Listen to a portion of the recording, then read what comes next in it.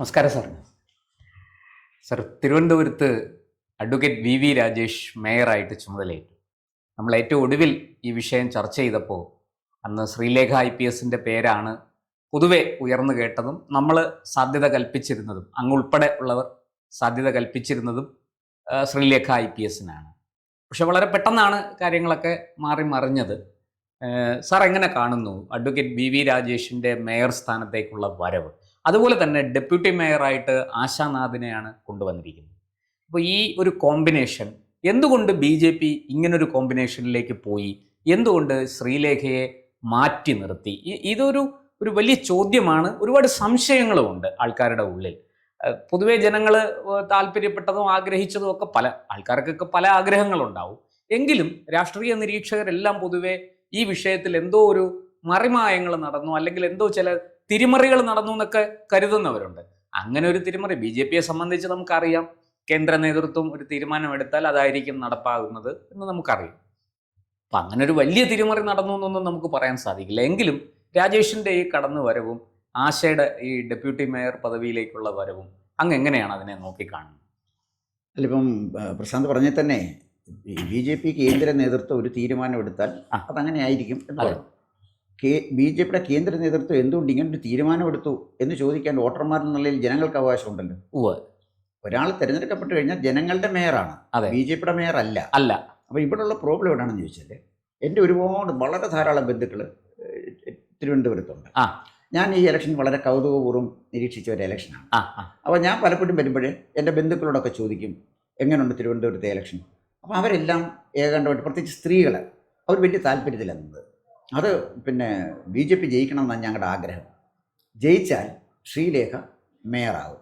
അവർക്ക് ശ്രീലേഖ അറിയത്തില്ല. ശ്രീലേഖ എന്നുള്ള വ്യക്തിപരമായ അടുപ്പത്തിലല്ല ഇത് പറയുന്നത്.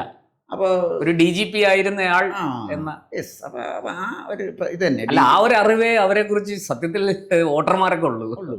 അപ്പോൾ അതുകൊണ്ട് പിന്നെ അവർ പറഞ്ഞു DGP വരട്ടെ, ഒരു DGP ആണ്. അപ്പോൾ ഇതിൻ്റെ പ്രോബ്ലം എവിടെയാന്ന് അതുകൊണ്ടൊന്ന് പിന്നെ പ്രശാന്ത് ആലോചിക്കുക. കേരളത്തിലെ വോട്ടർമാർ പൊതുവെ പ്രൊഫഷണൽ രാഷ്ട്രീയക്കാരിൽ നിന്നും അകന്നു പോവുകയാണെന്ന് പറഞ്ഞാൽ, ഇപ്പോൾ കൊല്ലത്ത് 12 പേര് BJPയുടെ സ്ഥാനാർത്ഥികൾ ജയിച്ചു. എല്ലാം എഡ്യൂക്കേറ്റഡ് കുട്ടികളാണ്, നല്ല മിടുമിടുക്കൽ കുട്ടികളാണ് ജയിച്ചത്, പ്രത്യേകിച്ച് പെൺകുട്ടികൾ. അപ്പോൾ അവരെല്ലാം ജയിച്ച് നല്ല ആളുകളാണ്. അപ്പോൾ ആളുകൾ ഈ ഡയറിയും രാവിലെ കക്ഷത്തിൽ വെച്ച് നാട് നന്നാക്കുന്നുണ്ടെന്നതിനോട് ജനങ്ങൾക്ക് വലിയ താല്പര്യം കുറഞ്ഞു വരും കേരളത്തിൽ. അതുകൊണ്ടാണ് കേരളത്തിലെ നോൺ പൊളിറ്റിക്കൽ, ഒറ്റവാക്കി പറഞ്ഞ ഖദർ രാഷ്ട്രീയത്തിൽ നിന്ന് കേരളം മുക്തമാകുന്നു എന്ന് വേണമെങ്കിൽ നമുക്ക് പറയാം. അല്ല, അത് ഖദർ മാത്രമല്ലല്ലോ. കണ്ണൂർ കൈത്തറിയും ഇതല്ലായിരുന്നു.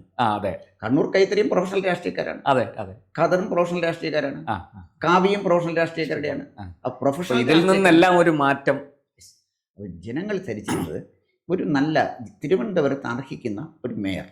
അവരാഗ്രഹിക്കുന്ന ഞങ്ങളുടെ മേയർ നമ്മുടെ ഒരു ഡയറക്ടർ ജനറൽ ഓഫ് പോലീസായിട്ടിരുന്ന ഒരാളാണ്. അതൊരു സ്വകാര്യ ഒരു അഹങ്കാരം. അതാണ് അവർ ധരിച്ചു വെച്ചിരുന്നത്. പൊതുവെ ഒന്ന്, ശ്രീലേഖ നല്ല ട്രാക്ക് റെക്കോർഡുള്ള ഒരു പോലീസ് ഓഫീസറാണ്. പിന്നെ സ്ത്രീയാണ്. സ്ത്രീകളുടെ പ്രശ്നങ്ങൾ അറിയാം. വോട്ടർമാരിൽ തന്നെ ഭൂരിപക്ഷം സ്ത്രീകളാണ്. BJP ഒരു വലിയ പങ്ക് സ്ത്രീക്കുള്ളതാണ്.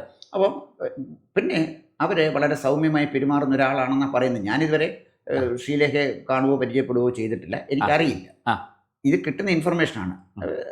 വോട്ട് ചോദിക്കുന്നത് പോലീസിലിരിക്കുമ്പോൾ പോലും അവരെക്കുറിച്ച് അങ്ങനെ ഒരു ഈ വളരെ ഹാർഷായിട്ട് പെരുമാറുന്നയാൾ, കഠിനമായ വാക്കുകൾ പറയുന്നയാൾ, അങ്ങനെ ഒരു അഭിപ്രായം ആർക്കും ഇല്ല. ഞാൻ കേട്ടിട്ടില്ല. പോലീസിലിരിക്കുമ്പോൾ തന്നെ ചില വനിതാ പോലീസ് ഓഫീസർമാരെ കുറിച്ച് വളരെ മോശമായ, വളരെ കർക്കശമായ, രൂക്ഷമായ ഭാഷയിൽ സംസാരിക്കുന്ന ഒരു ബാങ്ക് ഓഫീസറെ അടിച്ച പോലീസ് ഓഫീസർ. അപ്പോൾ അതൊക്കെ പറഞ്ഞത് ഇത് കേരളമാണ്. അതൊന്നും അത്ര ശരിയായ കാര്യമല്ല. കാരണം പ്രത്യേകിച്ച് ഇപ്പോൾ സോഷ്യൽ മീഡിയ ഉള്ളതുകൊണ്ട് അങ്ങനെയൊന്നും എന്ത് കാണിച്ചും രക്ഷപ്പെട്ടൊന്നും പോകാൻ പറ്റുകയില്ല. ഞാൻ പറഞ്ഞു വന്നത്, അങ്ങനെയുള്ള മോശം ട്രാക്ക് റെക്കോർഡ് ഉള്ള ഒരാളല്ല ശ്രീലേഖ. അപ്പോൾ അതുകൊണ്ട് ന്യായമായിട്ടും വോട്ട് ചെയ്ത ആളുകൾ പ്രതീക്ഷിച്ചു ശ്രീലേഖ വരും. പക്ഷേ വന്നത് വി രാജേഷാണ്. വി രാജേഷിനെ ഞാൻ ചാനൽ ചർച്ചകളിൽ കണ്ടിട്ടുണ്ട്.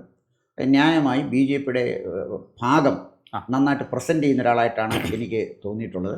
പിന്നെ വി രാജേഷിനെ കുറിച്ച് എനിക്ക് അറിഞ്ഞില്ല. പിന്നീട് തിരക്കിപ്പോൾ അദ്ദേഹത്തിൻ്റെ ചില അലിഗേഷൻസ് ഒക്കെ ആളുകൾ പറയുന്നുണ്ട്. അത് ഞാനിവിടെ ചർച്ച ചെയ്യുന്നില്ല.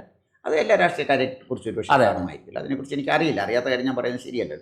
രാജേഷിൻ്റെ ട്രാക്ക് റെക്കോർഡ് BJPക്കുള്ളിലെ ചില വിഷയങ്ങളുമായി ബന്ധപ്പെട്ടാണ്. അല്ലാതെ രാജേഷ് ഒരു വലിയ അഴിമതിക്കാരനാണെന്നോ അങ്ങനെയൊന്നും ആരും പറഞ്ഞതായിട്ട് നമുക്കും അറിയില്ല. ഞാൻ പറഞ്ഞു വന്നത്, ഒരാൾ വരുമ്പോൾ എഗൻസ്റ്റ് ആയിട്ടും അനുകൂലമായിട്ടും രണ്ടഭിപ്രായങ്ങൾ അഭിപ്രായങ്ങൾ വരും. തീർച്ചയായും. ഒന്നാമത്തെ കാര്യം, ഈ കേരളത്തിലെ ജനങ്ങളുടെ ഒരു ഭയങ്കര ഒരു കംപ്ലീറ്റ് സ്കാൻ ചെയ്ത് നേതാവിനെ എടുക്കുന്ന ആളുകളാണ് കേരളത്തിലെ ജനങ്ങൾ. സൂക്ഷ്മ നിരീക്ഷണമാണ്, വളരെ സൂക്ഷ്മ നിരീക്ഷണം. ഒരു നേതാവിൻ്റെ പെരുമാറ്റം, അയാളുടെ സംസാരം, അയാളുടെ വീട് പോലും ശ്രദ്ധിക്കും. അതാണ് ഞാൻ പറഞ്ഞത്, ഒരു നേതാവിനെ കൃത്യമായി പൊതുസമൂഹം ശ്രദ്ധിച്ചുകൊണ്ടിരിക്കുകയാണ്. അപ്പം ഈ അടുത്ത കുറച്ചു കാലം മുമ്പ് ഒരു പോലീസ് ഓഫീസറെ കുറിച്ച് ഒരു അലിഗേഷൻ വന്നപ്പോൾ ഒരു ചാനലിൽ കാണിച്ചു, ഇത് നേരത്തെ താമസിച്ചുകൊണ്ടിരുന്ന വീട് ഇപ്പോൾ താമസിക്കുന്ന വീട്. ഞാൻ പറയാം കുറേ കാലം മുമ്പാണ്. ഇത് അത്ര ആഴങ്ങളിലേക്ക് പോകും. ആഴങ്ങളിലേക്ക് പോകും. അപ്പം അതുകൊണ്ട് അദ്ദേഹത്തിനെക്കുറിച്ച് എനിക്കറിയാവുന്ന ചാനൽ ചർച്ചയിൽ പങ്കെടുക്കുന്ന രാജേഷിനെയാണ് ഞാൻ കണ്ടിട്ടുള്ളത്. ചാനൽ ചർച്ചയിൽ BJPയുടെ ഭാഗം ഒരുമാതിരി ഭംഗിയായിട്ട് പ്രസൻറ്റ് ചെയ്യുന്ന ഒരാളാണ്. ദാറ്റ് മീൻസ് അത്യാവശ്യം സംസാരിക്കുകയും ചോദ്യങ്ങൾക്ക് നന്നായിട്ട് മറുപടി പറയുകയും ഒക്കെ ചെയ്യുന്നയാളാണ്. ദാറ്റ് മീൻസ് അദ്ദേഹം ഒരു പ്രസൻറ്റബിൾ പൊളിറ്റീഷ്യനാണ്. എനിക്ക് അക്കാര്യത്തിൽ തർക്കമില്ല. ഷീലയെ ഒഴിവാക്കിയ സാഹചര്യം ഇപ്പം ഞാൻ ഇത് പറയുമ്പോൾ എനിക്ക് പെട്ടെന്ന് ഓർമ്മ വരുന്നത്, ഗൗരിയമ്മയെ ഒരു കാലഘട്ടത്തിൽ CPM ഉയർത്തി കാണിച്ചു. അധികാരം വന്നപ്പോൾ നയനാരാണ് മുഖ്യമന്ത്രി. അന്നൊരു സാർ ഓർക്കുന്നുണ്ട്, അന്നൊരു ഒരു മുദ്രാവാക്യം തന്നെ ഉണ്ടായിരുന്നു, കേരം തെങ്ങും കേരള നാട് KR ഗൗരി ഭരിച്ചിടും. ഞാനന്ന് സ്കൂളിൽ പഠിക്കുകയാണ്, ഞാനൊക്കെ ഒരുപാട് കേട്ടിട്ടുണ്ട് ഈ മുദ്രാവാക്യം. അപ്പം ഞാൻ പറഞ്ഞു വന്നത്, ജനങ്ങൾക്ക് ഒരു പ്രതീക്ഷ കൊടുത്ത്, അത് ബോധപൂർവ്വം അവർ പ്രതീക്ഷ കൊടുത്തു എന്ന് ഞാൻ പറയുന്നില്ല, പക്ഷേ അവരെക്കുറിച്ച് അങ്ങനെ പ്രതീക്ഷയാണ് ഉണ്ടായിരുന്നത്. പൊതുവേ തിരുവനന്തപുരത്ത് അങ്ങനെ ഒരു റൂമറെന്ന് വേണമെങ്കിൽ പറയാം, പക്ഷെ അങ്ങനെ ഒരു കാര്യം ഉണ്ടായിരുന്നു. അതെ, തിരുവനന്തപുരത്തിൻ്റെ പ്രത്യേകം തന്നെയാണ്. പിന്നെ പ്രശാന്തി, ഒന്നാമത്തെ കാര്യം, ഈ കോഴിക്കോട് ആര് മേയറായാലും കുഴപ്പമൊന്നുമില്ല. നല്ല കച്ചവടക്കാരന് മേയറാകാം, നല്ല രാഷ്ട്രീയക്കാരനും കോഴിക്കോട് മേയറാകാം. കോഴിക്കോട് മേയറാകുന്നത് നല്ല കച്ചവടക്കാരനെ കുറേ കൂടെ നല്ലത്. കാരണം മലബാറിൻ്റെ ഹെഡ്ക്വാർട്ടേഴ്സ്. പിന്നെ തൃശ്ശൂർ വരുമ്പോഴേ തൃശ്ശൂർ കോർപ്പറേഷനിലും ആർക്കും മേയറാകാം, കുഴപ്പമില്ല. അത് സ്വഭാവവിശ്വാസിക്കാകാം, അല്ലാത്തവനാകാം, സമുദായ നേതാവിനാകാം, അതൊക്കെ ആകാം. തൃശ്ശൂർ ഇപ്പോൾ അതല്ലേ തൃശ്ശൂർ വന്നപ്പോൾ ഉണ്ടായ മേയറും സുരേഷ് ഗോപിയൊക്കെയുള്ള ബന്ധവും ചർച്ചകളൊക്കെ നമ്മൾ കണ്ടതാണ്. അപ്പം കൊല്ലത്ത് പൊതുവെ വരുന്നത് ഒരു തൊഴിലാളി ബാക്ക്ഗ്രൗണ്ട് ഉള്ള ഒരാളാണ്, പ്രത്യേകിച്ചും ട്രേഡ് യൂണിയൻ ബാക്ക്ഗ്രൗണ്ട് ഉള്ള ഒരാളാണ്. ഇപ്പൊ തന്നെ വന്നത് INTUS പിന്നെ നേതാവാണ്. അപ്പോൾ അത് ട്രേഡ് യൂണിയൻ ബാക്ക്ഗ്രൗണ്ട്. ട്രിവാൻഡ്രം അങ്ങനെയല്ല. ട്രിവാൻഡ്രം ഒരു പ്രൊഫഷണൽ, ഏതെങ്കിലും രംഗത്ത് കഴിവ് തെളിയിച്ച ഒരാളാണ്. അതിൻ്റെ കാര്യം ഞാൻ പറയാം. എന്താ കാര്യം വെച്ചാൽ, ശശി തരൂരിനെ ജയിപ്പിച്ച എന്താണ്? ഈ പറയുന്ന ഒരു മാനദണ്ഡങ്ങളാണ് അതിന് കാരണം. ഈ പ്രൊഫഷണൽ സമീപനം. ഒന്ന്, ശശി തരൂർ നല്ല ഹാൻഡ്സമാണ്, കാണാൻ മനോഹരമായിട്ട് ഇംഗ്ലീഷ് സംസാരിക്കും. പല ആളുകളും ശശി തരൂരിൻ്റെ കണ്ട പ്ലസ് പോയിന്റ് എന്ന് പറയും, അദ്ദേഹത്തിന് മലയാളം അറിയത്തില്ലെന്നില്ല. പിന്നെ ഇംഗ്ലണ്ടിലല്ലേ പഠിച്ചത്, അമേരിക്കയിലല്ലേ പഠിച്ചത്, UN അണ്ടർ സെക്രട്ടറി ജനറലായിരുന്നു. അപ്പം ഇതാണ് ശശി തരൂരിനെ ജയിപ്പിച്ചത്. ശശി തരൂരിൻ്റെ പകരം ശിവകുമാർ എന്നായിരുന്നില്ല എന്തായിരുന്നു സ്ഥിതി? കെ മുരളീധരൻ എന്നായിരുന്നാലും തോറ്റു തന്നെ പഠിപ്പോയിട്ടില്ലായിരുന്നു. ഇവരൊക്കെ അതാണ് ഞാൻ പറഞ്ഞത്, ശശി തരൂരിനെ തോൽപ്പിക്കാൻ കോൺഗ്രസ്സുകാരാവുന്ന ശ്രമിച്ചതല്ലേ. ശശി തരൂരിന് നിന്നപ്പോഴേ കോൺഗ്രസ്സുകാരാവുന്ന ശ്രമിച്ചാണല്ലോ ശശി തരൂരിനെ തോൽപ്പിക്കുക. എന്നിട്ടും ആളുകൾ ജനം വിട്ടില്ല. അതാണ് ഞാൻ പറഞ്ഞു വന്നത്. അത് സാർ, അത് കഴിഞ്ഞ് 2014-ലും 2019-ലും 2024-ലും ശക്തമായ പോരാട്ടമാണ് BJP തിരുവനന്തപുരത്ത് കാഴ്ചവെച്ചത്. എന്നിട്ടും ശശി തരൂർ കടന്നുകൂടി എന്നുള്ളതാണ്, വളരെ ചെറിയ ഒരു ഭൂരിപക്ഷത്തിനാണെങ്കിലും. അല്ല, അത് പറയുമ്പോൾ എൻ്റെ പെട്ടെന്ന് മനസ്സിൽ ഓർമ്മ വരുന്നത് 2014 രാജഗോപാലുമായിട്ടായിരുന്നു മത്സരം. അന്ന് ആ മത്സരം വരുന്ന സമയത്ത് ഞാൻ ഇതുപോലെ ഒരു ബന്ധു വീട്ടിൽ ചെന്ന് പറഞ്ഞ് റിസൾട്ട് വന്നു കഴിഞ്ഞപ്പോഴാണ് ഭയങ്കര നിരാശ ഇവർക്ക്. എന്താ കാര്യം വെച്ചാൽ, ഞങ്ങൾ രാജഗോപാലിന് വോട്ട് ചെയ്യാനായിരുന്നു ഇരുന്ന എല്ലാവരും. പക്ഷേ ഈ ബെന്നറ്റ് എബ്രഹാം ജയിക്കും, പേയ്മെന്റ് സീറ്റാ, CPIക്ക് കാശ് കൊടുത്തേച്ച് വാങ്ങിച്ചത്. ഈ ദേശീയ ജനാധിപത്യക്കാരന് കാശ് കൊടുത്തേച്ച് വാങ്ങിച്ചാണ്. അപ്പം അത്ര ഒരു നൊട്ടോറിയസ് ആയവരുത്തനെ CPI നിർത്തി. അതൊക്കെയുള്ളൂ, CPIയുടെ സ്റ്റാഫ് അത്രയേ ഉള്ളൂ. അപ്പോൾ അവിടെ കൊണ്ട് നിർത്തി. ഈ ബെന്നറ്റിനെ തോൽപ്പിക്കാൻ ചിലപ്പോൾ അത് ഗുണം ചെയ്യത്തില്ല, ബെന്നറ്റിനെ തോൽപ്പിക്കാൻ ശശി തരൂരിന് വോട്ട് ചെയ്യുന്നതാണ് നല്ലത് എന്ന് വിചാരിച്ച് രാജഗോപാലിന് കിട്ടേണ്ട വോട്ട് ശശി തരൂരിന് കിട്ടി. 2014 കാര്യമാണ്. 2019 വന്നപ്പോൾ ഇദ്ദേഹത്തിനെയാണ് നിർത്തിയത്, നമ്മുടെ കുമ്മനം രാജശേഖരനും ശശി തരൂരിനോട് ഒരു കമ്പാറ്റബിലിറ്റി ഇല്ലാത്ത രണ്ട് സ്ഥാനാർത്ഥികളാണ്. അതെങ്ങനെ ശശി തരൂർ ഇവിടെ നിൽക്കുന്നു?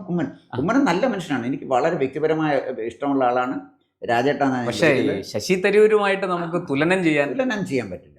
അതൊരു ഒരു ബ്ലണ്ടറാണ് ചെയ്തത്. ഒരിക്കലും അങ്ങനെ അദ്ദേഹത്തിനെ നിർത്താൻ പാടില്ലായിരുന്നു. പിന്നെ ഇപ്പോൾ വന്നപ്പം രാജീവ് ചന്ദ്രശേഖരൻ നന്നായിട്ട് പോയി.